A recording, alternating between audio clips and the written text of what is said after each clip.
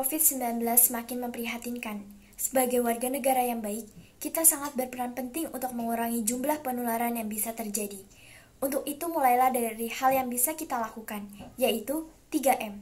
Pertama, memakai masker.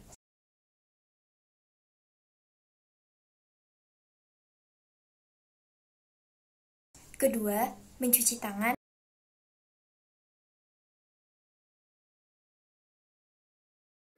Ketiga, menjaga jarak. Dan tidak lupa untuk selalu tetap di rumah saja. Assalamualaikum warahmatullahi wabarakatuh. Nama saya Muhammad Raffi Asuminar dari kelas 11 IPA 1 akan memandu tadarus pada hari ini. Sebelumnya mari kita siapkan Al-Qur'annya dan kita buka tadarus pada pagi hari ini dengan suratul Fatihah. A'udzu billahi minasy syaithanir rajim. Bismillahirrahmanirrahim.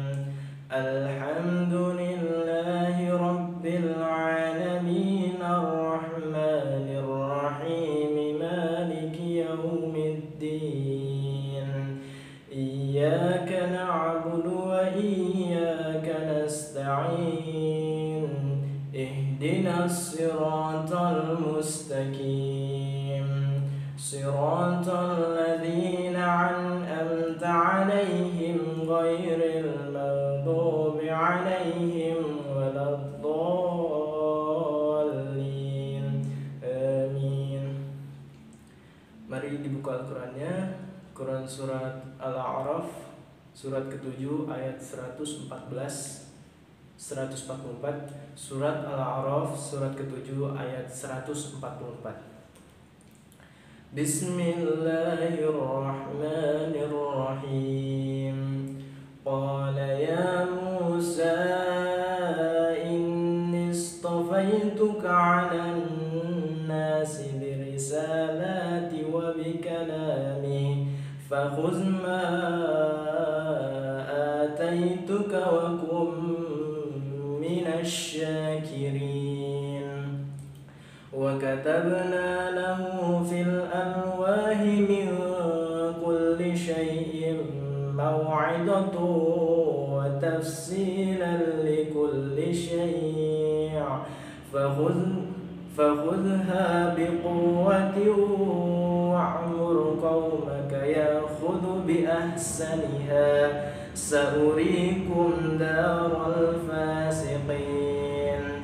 Sa'asrifu an ayati allazina yatakabbaruna fil ardi bighairil haqq wa in yaraw kulla ayatin la yu'minu biha wa in yaraw sabila ar-rushdi la yattakhidhuhu sabila wa in yaraw sabila al-ghayy يتخذوه سبيلا ذلك بأنهم كذبوا بآياتنا وكانوا عنها غافلين. والذين كذبوا بآياتنا ولقاء الآخرة هبطت أعمالهم هل يجزون إلا ما كانوا يعملون. واتخذ قوم موسى من بعده من خليهم عجلا جسدا له خوار ألم يروا أنه لا يكلمهم ولا يهديهم سبيلا اتخذوه وكانوا ظالمين. ولما سقط في أيديهم ورأوا أنهم قد ضلوا قالوا لئن لم يرحمنا لنكونن من الخاسرين. ولما رجع موسى إلى قومه غضبان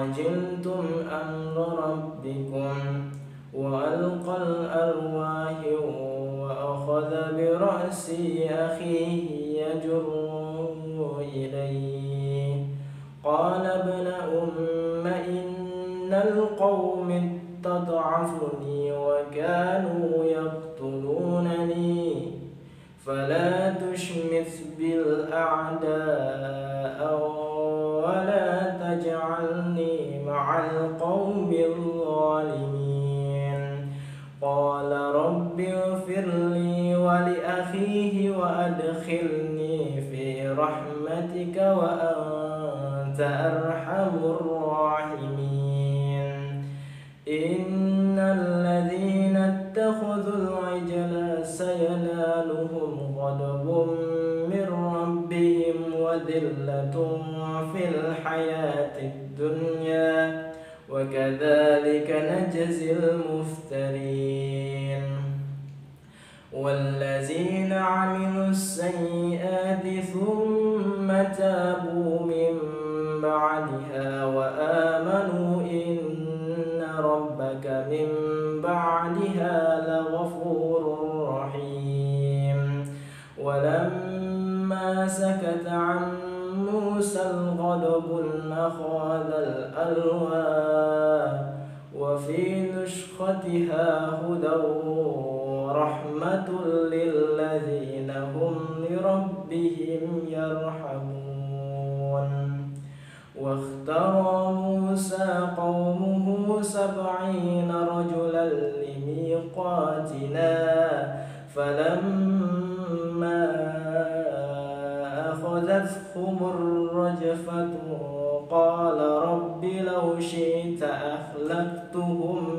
مِّن قَبْلُ وَإِيَّايَ أَتُهْلِكُنَّا بِمَا فَعَلَ السُّفَهَاءُ مِنَّا إِنْ هِيَ إِلَّا فِتْنَتُكَ تُضِلُّ بِهَا مَن تَشَاءُ وَتَهْدِي مَن تَشَاءُ أَنْتَ وَلِيُّنَا فَاغْفِرْ لَنَا وَارْحَمْنَا وَأَنْتَ خَيْرُ الْغَافِرِينَ Shadaqallahul Azim. Allah berfirman, "Wahai Musa, sesungguhnya aku memilih melebihkan engkau dari manusia yang lain pada masamu untuk membawa risalahku dan firmanku. Sebab itu berpegang teguhlah kepada apa yang aku berikan kepadamu dan hendaklah engkau termasuk orang-orang yang bersyukur. Dan telah kami tuliskan untuk Musa pada lauh-lauh Taurat segala sesuatu sebagai pelajaran dan penjelas untuk segala hal. Maka kami berfirman, berpegang teguhlah kepadanya dan syukurlah kamu berpegang kepadanya dengan sebaik-baiknya. Aku akan memperlihatkan kepadamu negeri orang-orang yang fasik. Akan aku palingkan dari tanda-tanda kekuasaanku orang-orang yang menyombongkan diri di bumi tanpa alasan yang benar. Kalaupun mereka tetap tidak beriman kepadanya, dan jika mereka melihat jalan yang membawa kepada petunjuk, mereka tidak akan menempuhnya. Tetapi jika mereka melihat jalan kesesatan, mereka menempuhnya. Yang demikian adalah karena mereka mendustakan ayat-ayat kami dan mereka selalu lengah terhadapnya. Dan orang-orang yang mendustakan tanda-tanda kekuasaan kami dan mendustakan adanya pertemuan akhirat, sia-sialah amal mereka. Mereka diberi balasan sesuai dengan apa yang telah mereka kerjakan. Dan kaum Musa setelah kepergian Musa ke Gunung Sinai, mereka membuat patung anak sapi yang bertubuh dan dapat mengeluh atau bersuara dari perhiasannya itu emas. Apakah mereka tidak mengetahui bahwa patung anak sapi itu tidak dapat berbicara dengan mereka dan tidak dapat pula menunjukkan kepada mereka. Mereka menjadikan sebagai sesembahan. Mereka adalah orang-orang yang zalim. Dan setelah mereka menyesali perbuatannya dan mengetahui bahwa telah sesat, mereka pun berkata, "Sungguh jika Tuhan kami tidak memberi rahmat kepada kami dan tidak mengampuni kami, pastilah kami menjadi orang-orang yang merugi." Dan ketika Musa telah kembali kepada kaumnya dengan marah dan sedih hati, dia berkata, "Alangkah buruknya perbuatan yang telah kamu kerjakan selama kepergianku. Apakah kamu hendak mendahului janji Tuhanmu?" Musa pun melemparkan lauh-lauh Taurat itu dan memegang kepala saudaranya Harun sambil menarik ke arahnya. Harun berkata, "Wahai anak ibuku, kaum ini telah menganggapku lemah dan hampir saja mereka membunuhku. Sebab itu janganlah engkau menjadikan musuh-musuh menyoraki melihat kemalanganku, dan janganlah engkau jadikan aku sebagai orang-orang yang zalim." Dia Musa berdoa, "Ya Tuhanku, ampunilah aku dan saudaraku dan masukkanlah kami ke dalam rahmat Engkau, dan Engkau adalah Maha Penyayang dari semua penyayang. Sesungguhnya orang-orang yang menjadikan patung anak sapi sebagai sesembahannya kelak akan menerima kemurkaan dari Tuhan mereka dan kehinaan dalam kehidupan di dunia. Demikianlah kami berikan balasan kepada orang-orang yang berbuat kebohongan. Dan orang-orang yang telah mengerjakan kejahatan kemudian bertobat beriman, niscaya setelah itu Tuhanmu Maha Pengampun, Maha Penyayang." Dan setelah amarah Musa mereda, diambilnya kembali lauh-lauh Taurat itu. Di dalam tulisannya terdapat petunjuk dan rahmat bagi orang-orang yang takut kepada Tuhannya. Dan Musa memilih 70 orang dari kaumnya untuk memohon taubat kepada kami. Dan waktu yang telah kami tentukan, mereka telah ditimpa gempa bumi. Musa berkata, "Ya Tuhanku, jika Engkau hendak, tentulah Engkau binasakan mereka dan aku sebelum ini. Apakah Engkau akan membinasakan kami karena perbuatan orang-orang yang kurang berakal di antara kami? Itu hanyalah cobaan darimu. Engkau sesatkan dengan cobaan itu siapa yang Engkau kehendaki, dan Engkau beri petunjuk kepada siapa yang Engkau kehendaki. Engkaulah pemimpin kami, maka ampunilah kami dan berilah kami rahmat. Engkaulah pemberi ampun yang terbaik." Maha benar Allah dengan segala firman-Nya. Allahumma arhamna bil Qur'an waj'alhu lana imaman wa nuran wa hudan wa rahmah. Allahumma dhakkirna minhu ma nasina wa 'allimna minhu ma jahilna warzuqna tilawatahu ana al-layli wa atrafan nahar waj'alhu lana hujjatan ya rabbal alamin. Alhamdulillahirrabbilalamin. Kita telah selesai bertilawah pada pagi hari ini. Marilah kita tutup tilawah kita pada pagi hari ini dengan membaca doa penutup, dan kita buka doa dengan istighfar dan ayat kursi. Astaghfirullahaladzim, astaghfirullahaladzim, astaghfirullahaladzim. A'udzu billahi minasyaitonir rajim. Bismillahirrahmanirrahim. Allahu la ilaha illa huwal hayyul qayyum, la ta'uduhu sinatun wa la nawm, lahu ma fis samawati wa ma fil ard, man zal ladzi yashfa'u 'indahu illa bi'idhnihi, ya'lamu يعلم ما بين أيديهم وما خلفهم ولا يحيطون بشيء من علمه إلا بما شاء وسع كرسيه السماوات والأرض ولا يعوده حفظهما وهو العلي العظيم. أعوذ بالله من الشيطان الرجيم. بسم الله الرحمن الرحيم. الحمد لله رب العالمين حمدا شاكرين حمدا ناعمين حمدا يعافي نعمه ويكافئ مزيدا. يا ربنا لك الحمد كما ينبغي لجلالك وجهك الكريم وعظيم سلطانك. اللهم صل على سيدنا محمد وعلى آل سيدنا محمد. رضينا بالله ربا وبالإسلام دينا وبمحمد نبيا ورسولا. اللهم اغفر لنا ذنوبنا ولوالدينا وارحمهما كما ربونا صغارا ولجميع المسلمين والمسلمات والمؤمنين والمؤمنات الأحياء منهم والأموات إنك سميع قريب مجيب الدعوات ويقاضي الحاجات. اللهم أرنا الحق حقا وارزقنا اتباعه وارنا الباطل باطلا وارزقنا اجتنابه. ربنا ظلمنا أنفسنا وإن لم تغفر لنا وترحمنا لنكونن من الخاسرين. ربنا لا تزغ قلوبنا بعد إذ هديتنا وهب لنا من لدنك رحمة إنك أنت الوهاب.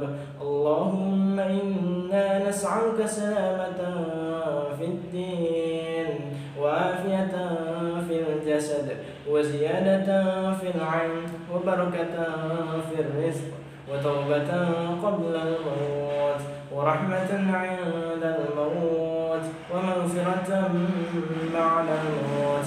اللهم هون علينا في سكرات الموت والنجاة من النار والعفو عند الحساب. ربنا زدنا علما نافعا وارزقنا فهما واسعا. ربنا آتنا في الدنيا حسنة وفي الآخرة حسنة وقنا عذاب النار. وصلى الله على سيدنا محمد وعلى آله وصحبه وسلم. سبحانك ربك رب العزة عما يصفون وسلام على المرسلين والحمد لله رب العالمين. السلام عليكم ورحمة الله وبركاته.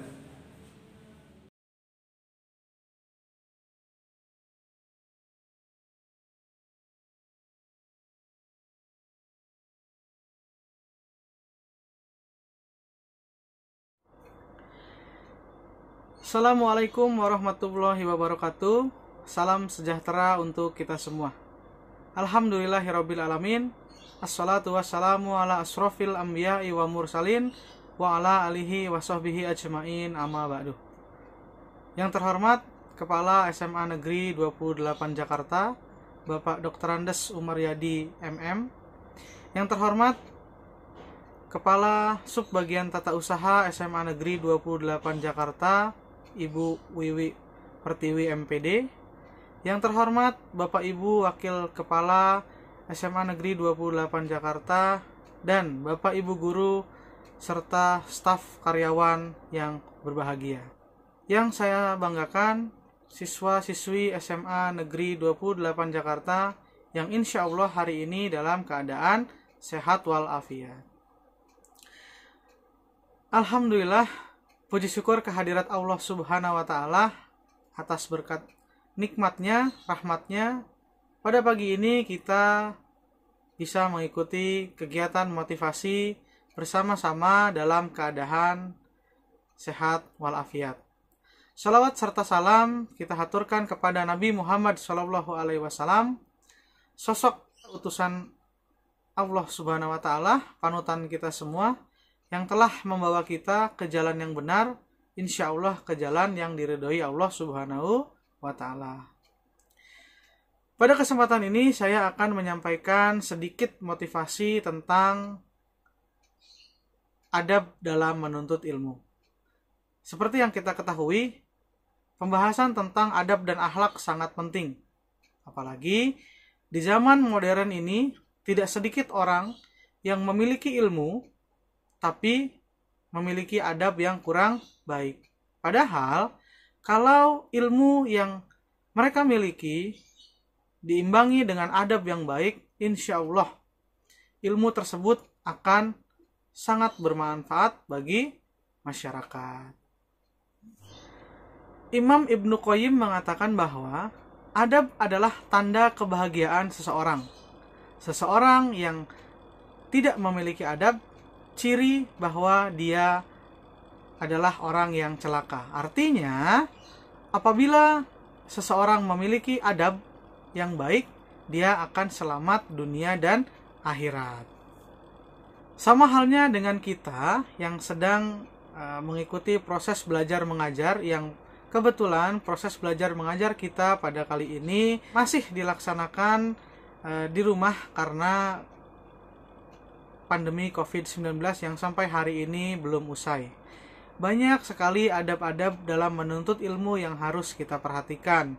Mulai dari bagaimana cara masuk ke dalam kelas yang kebetulan sekarang sedang berbentuk kelas maya, bagaimana cara duduk, bagaimana cara berbicara, dan lain sebagainya.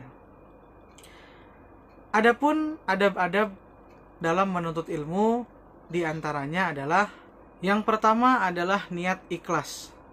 Kenapa?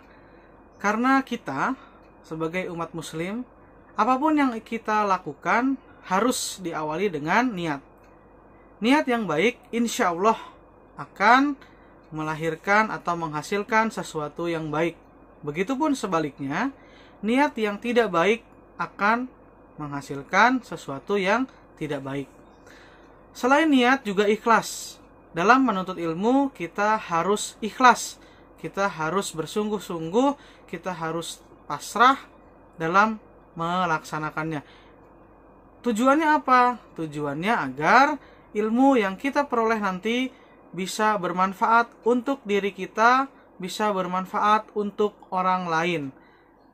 Jadi, ilmu tersebut menjadi anugerah yang Allah berikan kepada kita. Yang kedua adalah berdoa sebelum menuntut ilmu.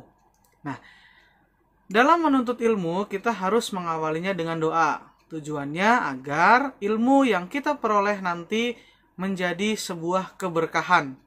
Jadi ilmu tersebut berkah untuk kita dan kita diridhoi oleh Allah Subhanahu wa taala dalam memanfaatkan ilmu tersebut. Dan kalau kita awali dengan doa, insya Allah Allah akan memberikan kelancaran dalam proses kita menuntut ilmu. Yang ketiga adalah bersungguh-sungguh dalam menuntut ilmu. Dalam menuntut ilmu kita harus bersungguh-sungguh ya, dengan keyakinan yang penuh dan antusias dalam pelaksanaannya. Sehingga ilmu yang akan kita peroleh nanti akan maksimal. Ilmu-ilmu tersebut bisa kita dapatkan sesuai dengan apa yang sudah disampaikan oleh guru-guru kita. Apabila ada tugas, kita kerjakan dengan sungguh-sungguh. Dan bukti kesungguhan tersebut salah satunya dengan bangun pagi, ikut kegiatan tidak terlambat, dan masuk kelas sesuai dengan waktunya. Begitupun ketika kalian harus meninggalkan kelas dan mengakhiri pembelajaran juga sesuai dengan waktunya. Yang keempat adalah menjauhi maksiat. Maksiat itu apa, Pak? Maksiat adalah hal-hal yang negatif, ya. Kenapa harus kita jauhi? Karena kalau tidak kita jauhi, hal-hal itu akan mengganggu proses kita dalam mendapatkan ilmu. Apa yang sudah kita dapatkan dari guru, apa yang sudah kita kuasai, akan mudah kita lupakan karena hal-hal maksiat tersebut mengganggu pikiran, mengganggu ingatan, mengganggu pemahaman kita. Dan yang terakhir adalah jangan sombong dalam menuntut ilmu. Terkadang ada beberapa orang yang menganggap bahwa untuk apa saya mengikuti pelajaran ini? Saya sudah bisa. Untuk apa saya mengikuti materi ini? saya sudah lebih menguasai dari yang disampaikan oleh guru. Itu adalah sifat yang sombong. Artinya, ketika kita mengikuti sebuah proses pembelajaran dengan tujuan untuk mendapatkan ilmu, untuk menuntut ilmu, kita harus bersikap rendah hati. Ya, meskipun kita sudah tahu tentang materi tersebut, kita tetap ikuti dengan baik. Siapa tahu di dalam pembahasannya ada hal-hal baru yang kita dapatkan untuk menambah wawasan. Jadi, ilmu yang sudah kalian miliki bisa jauh lebih hebat lagi, jauh lebih banyak dari yang sudah kalian miliki sebelumnya. Sampai di sini dulu perjumpaan kita. Semoga apa yang saya sampaikan walaupun sedikit ada manfaatnya untuk kita semua. Mohon maaf apabila dalam penyampaian terdapat kesalahan baik dari isi maupun dari tutur katanya. Ambil yang positif, buang yang negatif. Kesempurnaan hanya milik Allah Subhanahu wa taala. Semoga kita semua diberikan kesehatan oleh Allah Subhanahu wa taala. Billahi fisabilil haq fastabiqul khairat. Wassalamualaikum warahmatullahi wabarakatuh. Salam sejahtera untuk kita semua.